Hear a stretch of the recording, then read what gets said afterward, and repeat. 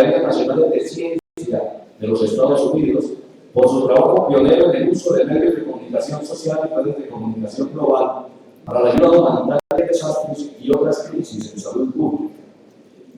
En la tarde del 24 de septiembre de 2016, su conferencia virtual sobre administración de desastres fue vista por más de 1,5 millón de espectadores, la que permanece aún como la mayor audiencia en la historia para una sola conferencia académica. Un premio en honor al Dr. Nolli es otorgado anualmente por el Centro para la Excelencia en Administración de Desastres y Asistencia Humanitaria del Departamento de Defensa de los Estados Unidos, con el fin de reconocer a aquellos individuos cuyas carreras se han caracterizado por investigación innovadora, enseñanza excepcional y liderazgo en administración de emergencias en salud, estabilización de conflictos y operaciones de paz, diplomacia médica y cooperación cívico-militar. Entre 1988 y 2007, el Dr. Nolli fue el director del Programa de Salud Internacional de Emergencias y Refugiados, Oficina de Salud Global de los Centros para el Control y Prevención de Enfermedades de los Estados Unidos. Graduado de la Universidad de Stanford, culminó sus estudios de medicina, trabajo de grado y residencia en las universidades de Rochester, Chicago y Johns Hopkins. El Dr. Nolli es autor y coautor de más de 200 publicaciones y artículos científicos en medicina de desastres, epidemiología aplicada en terreno de emergencias masivas, toxicología clínica y respuesta médica, terrorismo, armas de destrucción masiva, crisis de refugiados, hambrunas y emergencias humanitarias complejas, incluyendo artículos innovadores en regresión logística, análisis de supervivencia y encuestas por muestreo que se han convertido en elementos clásicos para investigadores de la ciencia aplicada. Les pido el uso de los traductores que les encargué que reclamaran, por favor. Bienvenido. Bueno, doctor.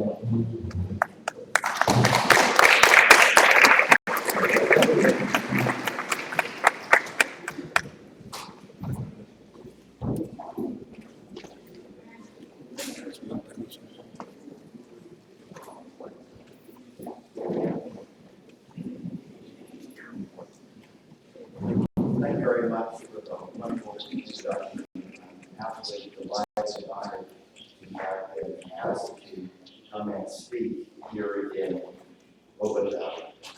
In some way, it is my life having gone full circle in the disaster area because I can trace my interest and work in disasters about 25 years ago.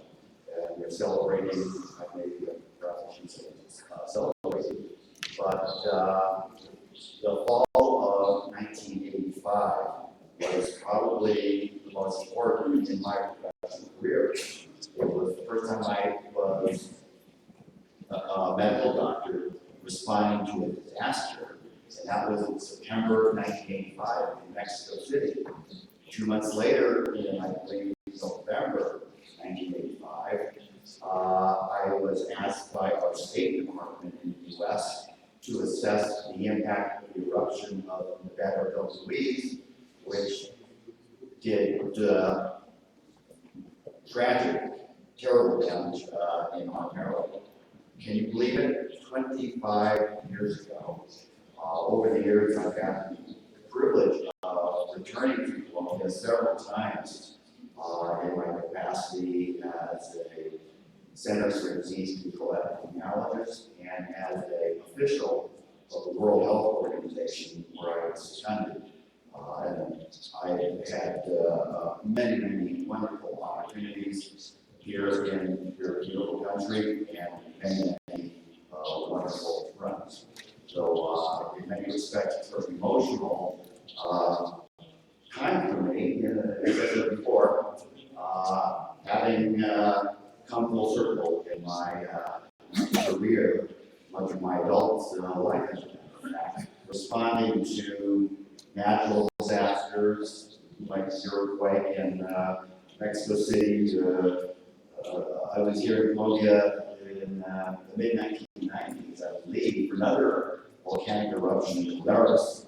Transportation disasters, unfortunately terrorism, which has been the focus of the final several years of my career as a government doctor after 11 September 2001. Technological disasters, industrial, petroleum. One of my first missions at Centers for Disease Control 20 years ago was an oil spill disaster up in Alaska, Exxon Valdez. Probably not many of you remember that, but that contaminated the large part of our coast. Well, what did we see just 6 months ago? Another potentially catastrophic oil spill in one of the richest places in our country for production of seafood and other wildlife on the coast of Louisiana. And then finally, pandemics. After 2000, we became very concerned about swine flu, pandemic influenza, a repeat of the greatest catastrophe in human history, disaster-wise, which was the 1918 pandemic influenza, which killed 20 million people globally and about 500,000 people in my country. That was in 1918. Unfortunately, for those particular types of viruses, like pandemic like influenza or SARS, we have very little additional treatment than we had back 60, 70 years ago. It may sound very incongruous, very unbelievable, but we would do very little differently than what was done at the end of World War I. But it was, all things must come to an end. I spent 25 years in military aircraft, flying into very austere, sometimes very dangerous conditions, whether following an earthquake or a natural disaster or both in some cases. Assigned by CDC to try to help civilian populations which are displaced by the invasions of Iraq in 2003. Although I was a medical officer, I'm certainly not trained as a soldier, but I gained much respect for the 2 years that I worked providing medical services with the military, and being coming from a background in emergency medicine. That's my medical training. I traced my interest in disasters to mass casualties. We would see truck, bus accidents, train accidents, plane crashes, and that's what really sparked the interest in my mind early in my career. And where did I gain my experience in learning how to treat many patients? What we use the word triage in French. That's triage means to sort. That's the Roman military medicine, hence emergency medicine, and much of what we now call disaster medicine directly derives from the contributions of medical doctors who serve their countries in times of war, wearing uniforms of their countries. But disasters over the years, I began to think more in terms of prevention of disaster, mitigation, preparedness, and planning. And I began to realize that the major things that we do in a disaster are not so much medical care. What we do in a disaster is building better, building structural. Once again, engineering and architectural talent and knowledge, floodplain management. I work much with our U.S. Army Corps of Engineers in trying to tame the rivers, the great rivers in my country, like the Mississippi and others, but unfortunately, it's difficult to control the forces of nature, as we saw after Hurricane Katrina now 5 years ago. No matter we had spent a century, 150 years, trying to change the course of the Mississippi, trying to change the behavior of the Mississippi, trying to decrease flooding, and much of that work was done by our U.S. Army Corps of Engineers, for whom I have just profound respect. And what engineers do to design better roads, better buildings, water engineers, sanitation, clean water, appropriate disposal of human waste. Those are major good things that we can do in a disaster. Not glamorous, not as, does not look as good on CNN or BBC as teams of hospitals and doctors flying into a disaster.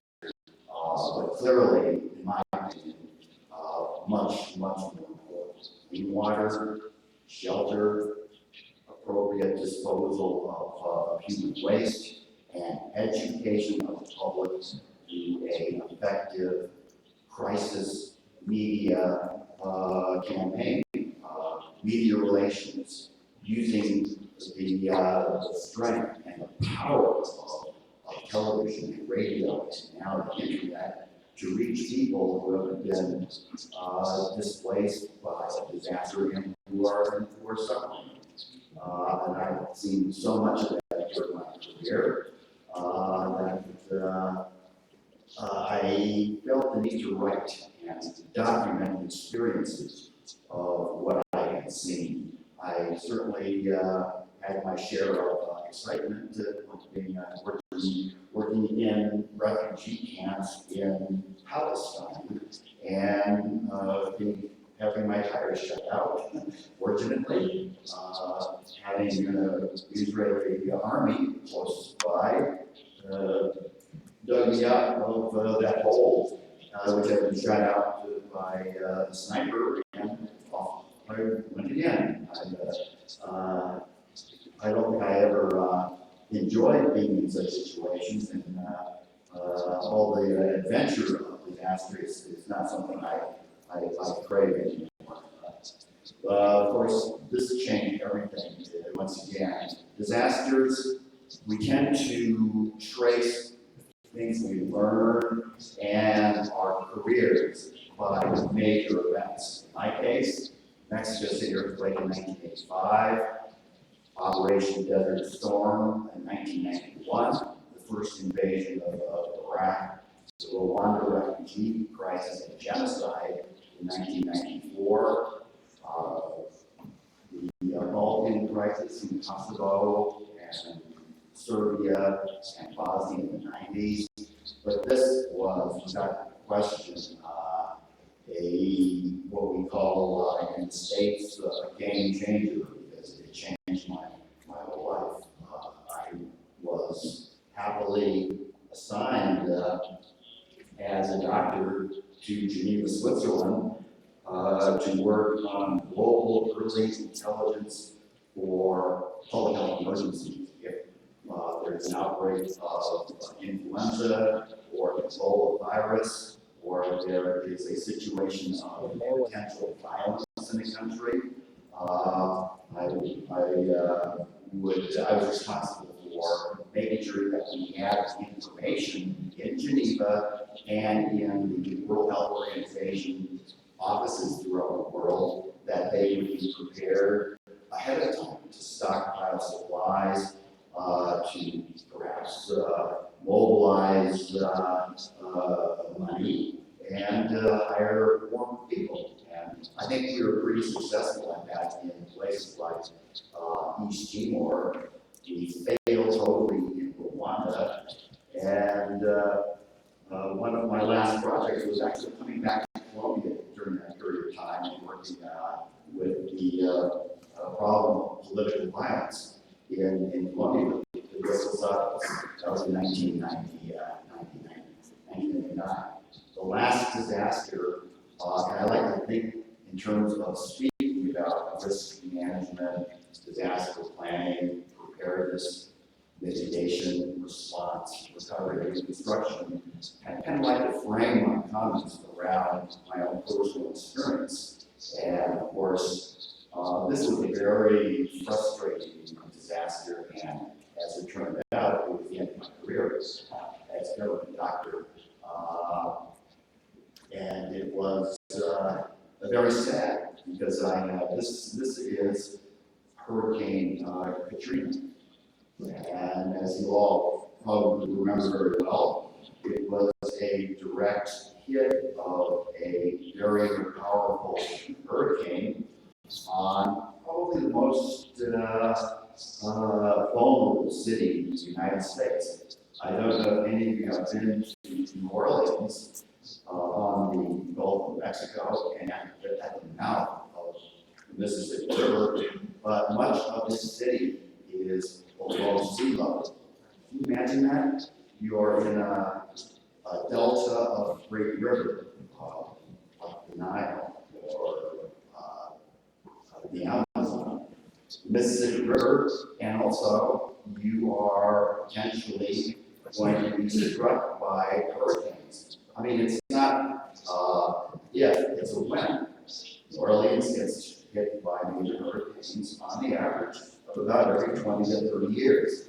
New Orleans is below sea level. And if you go there, it's fascinating because you see the old cemeteries and people are buried above ground, like Roman tombs. If you're walking, all I can think of is walking outside of Rome and see the Appian Way. Once again, a monument to military engineering. It's what built the Roman Empire, the Roman legions, but it was their engineering corps which really built the empire. But the tombs of people were built above ground. Well, New Orleans, if you bury somebody, because of the flooding and the water table, those bodies will float away, basically.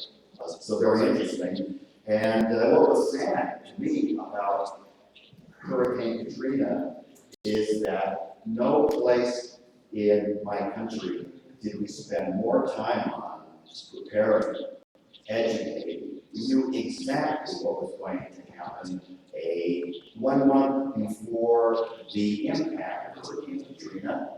We did an exercise with FEMA, Federal Emergency Management Agency, our U.S. Army Corps of Engineers, local government, New Orleans, Louisiana, and the scenario we used, the simulation was a failure of the dikes that were trying to control the Mississippi.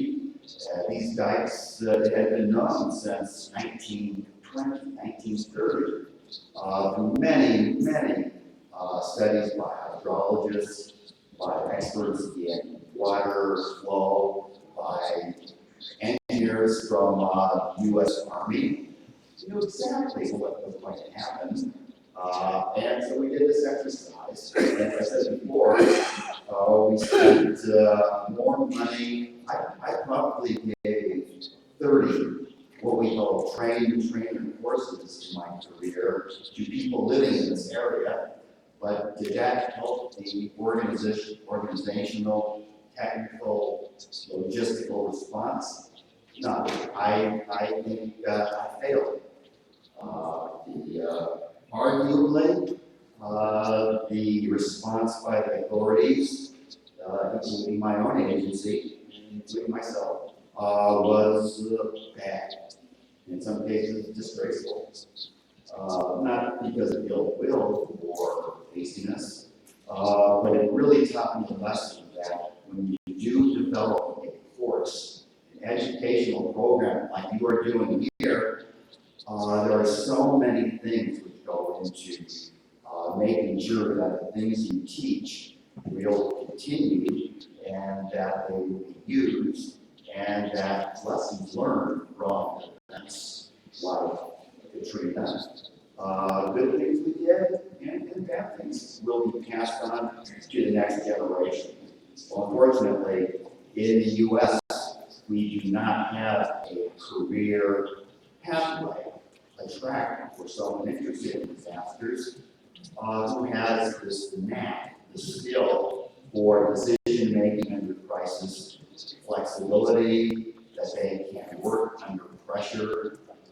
These people will be trained as they advance in their career, but move out of responsible positions for emergency risk management, disaster, and we see the same thing in the U.S. military. No career track for the young doctors who love working in disaster situations, in humanitarian assistance. And that is one of the major, what we call doctrines of our Pentagon. Obviously, warfighting. Number two is military medicine, that are young men and women who are risking their lives on behalf of the country, receiving the best of care, and their families. But number three is we have a role to provide disaster relief and humanitarian assistance when needed around the world. That is one of the three doctrines that Secretary Gates, our Minister of Defense, has outlined. But the problem is, I don't see us improving our response unless we can keep good people doing this for their whole careers. Like I said before, they are big involved in a major disaster like Katrina, and they have the skill. And I know over the years I can tell someone at a very young age that person should be doing emergency management, should be involved in disaster preparedness. Unfortunately, they have no place for them to work, or if they're in the military, that's certainly not a very prized or promotable position. If that person stayed working in disaster medicine, they're not ever in general. They may say, fine, lieutenant, but in 20 years, we're going to be a lieutenant. So my hopes of over the years through my observations, training, and education, I thought that by the end of my 20 years in government, that responding to disasters would be simple as Windows, Microsoft software, where we can just, as you see right here, undo fire, undo flood, undo earthquake, undo explosion.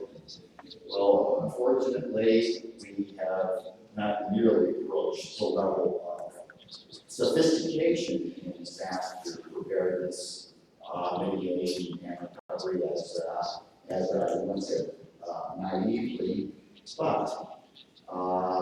But I felt that it was time to move on to other things. I tried, one of the areas I really tried to make a focus of my career in disasters was documentation of what are best practices in responding to disasters. I'm a medical doctor, so I focus in on public health. But one of the reasons and importance that I am speaking here is, as I said before, the most important public health actions we can take are not surgery, are not flying in hospitals, are not emergency surgical teams. It is basic engineering, shelter, water supply, and appropriate disposal of human waste, but also other skills we have in the military. Great skills in logistics, arranging transportation. When there is a mission, no one can get the quantity of material mail and supplies to the site of disaster faster. And communications. Those are the absolute sine qua non of effective response. Just not trying to sell people, but it's available in English also.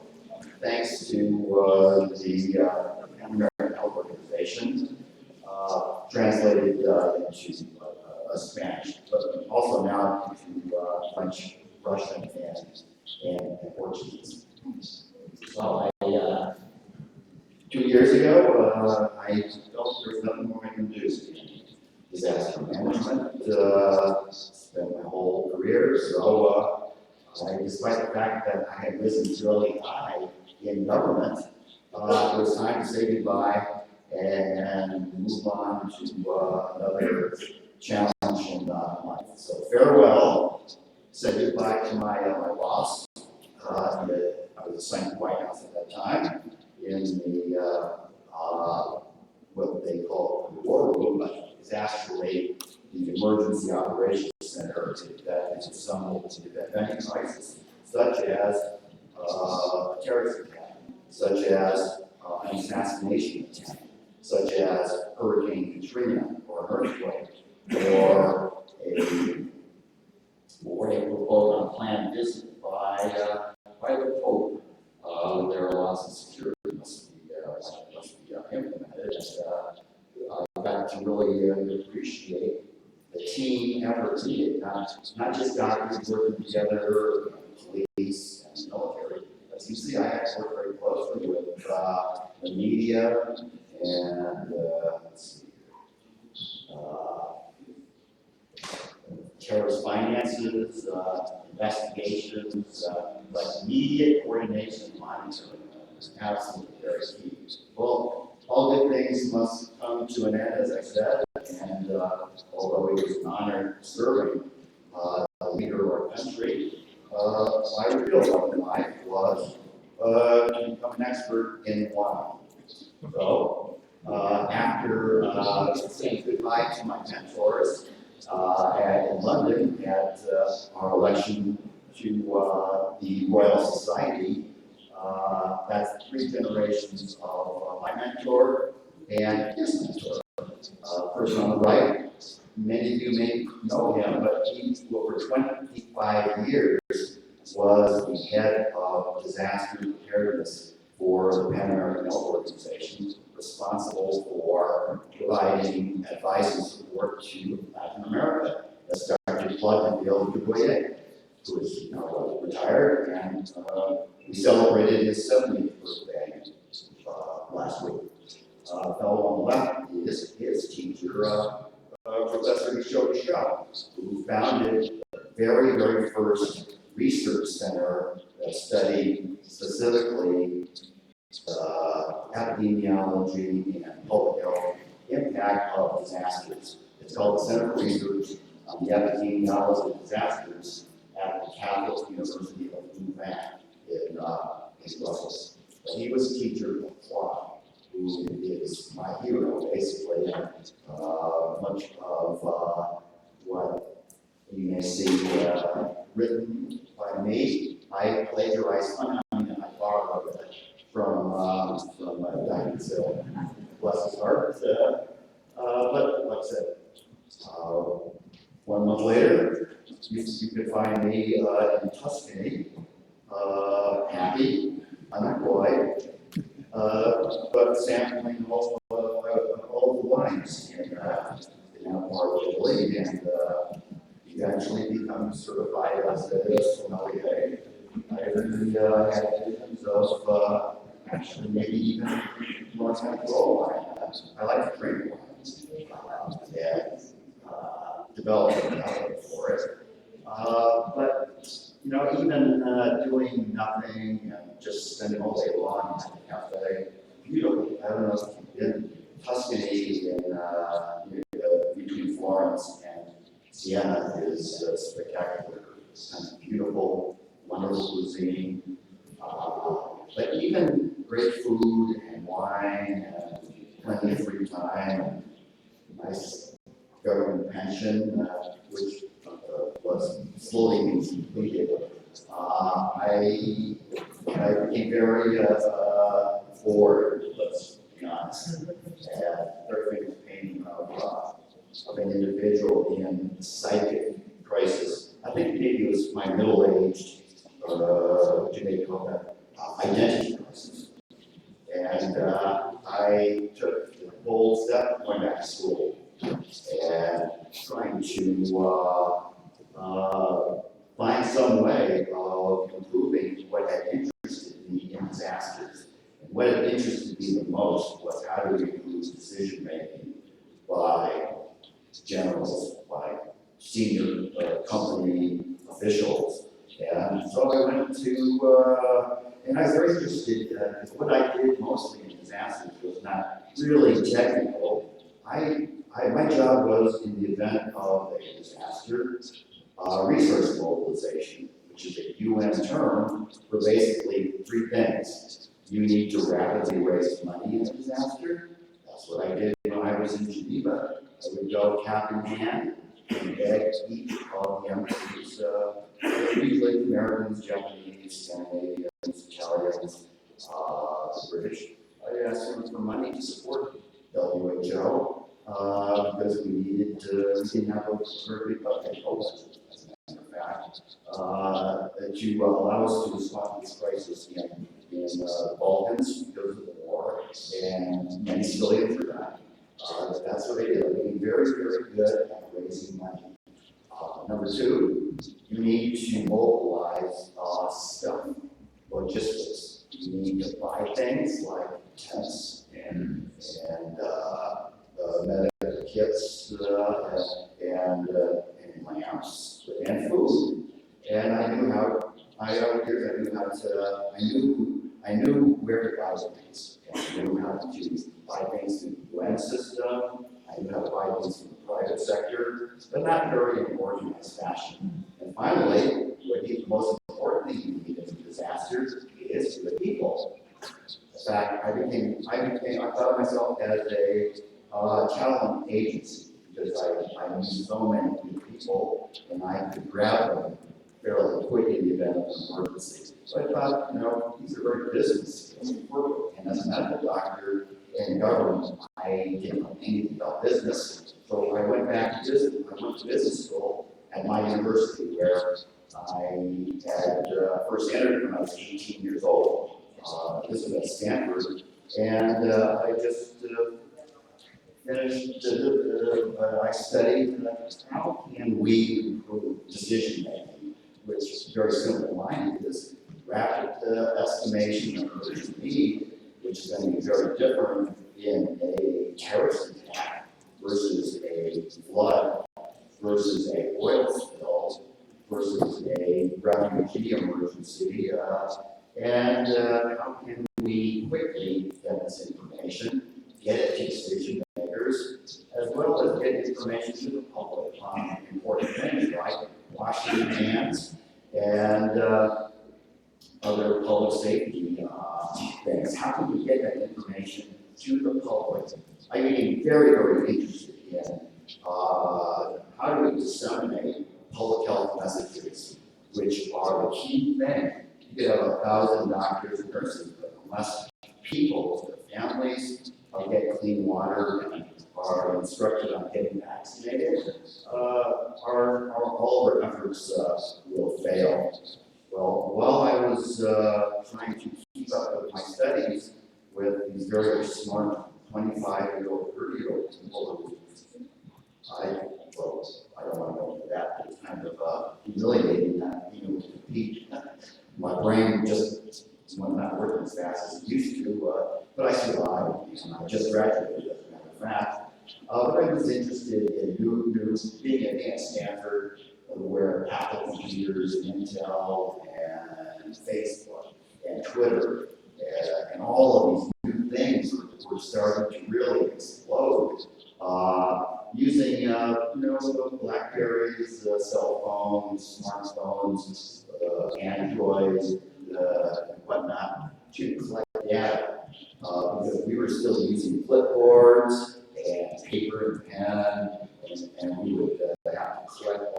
forms at the end of the day, and then retype them into the computer, and then by the time your report got in the hands of the senior government official, might not have been a problem anymore. But with the use of technology like this, where it's immediately in electronic form at the end of the survey, and we did this in Haiti.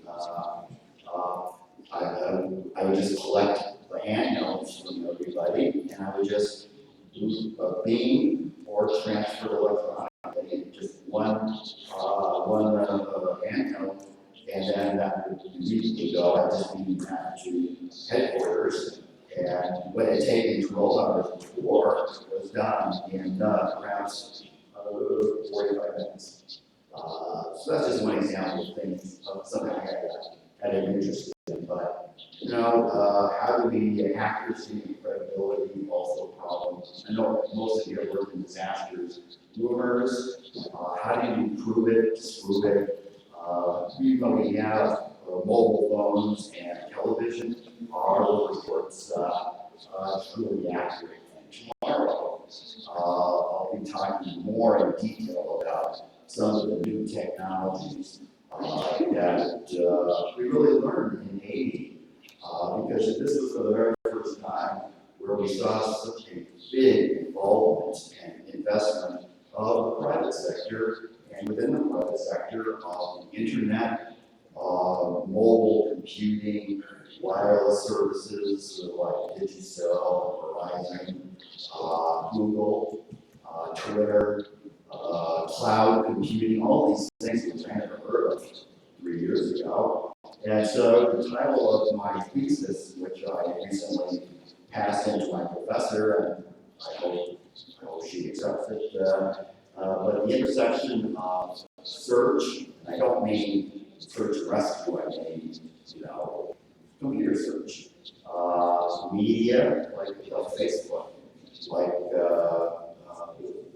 Twitter, and technologies, the real-time conferencing,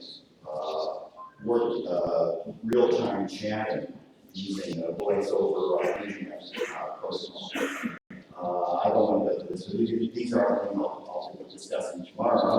And it is because this is what I was hearing, and I had never seen anything like disaster.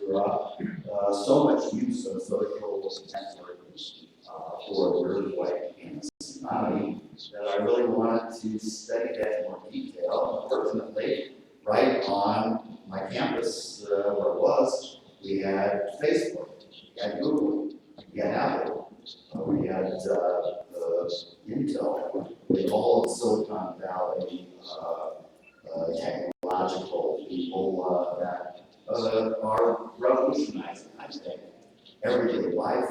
As you all know, everyone has a cell phone, which are becoming more like computers now.